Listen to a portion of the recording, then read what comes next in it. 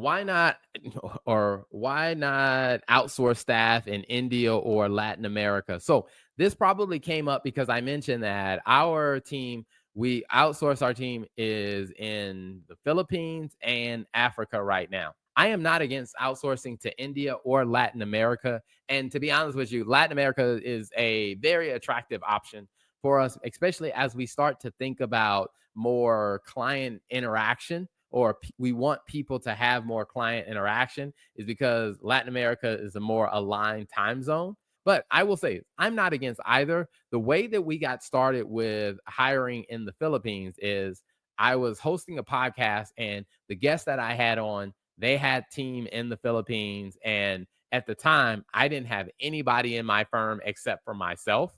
And the co founder was doing some stuff behind the scenes.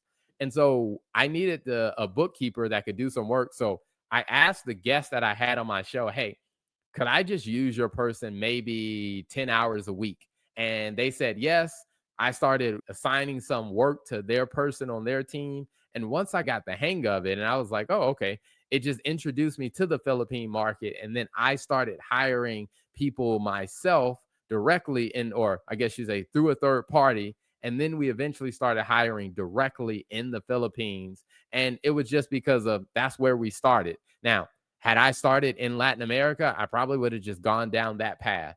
But we started with the Philippines just because of I knew someone who had staff there. I used their staff. It was a great experience, and we just continued to develop and grow.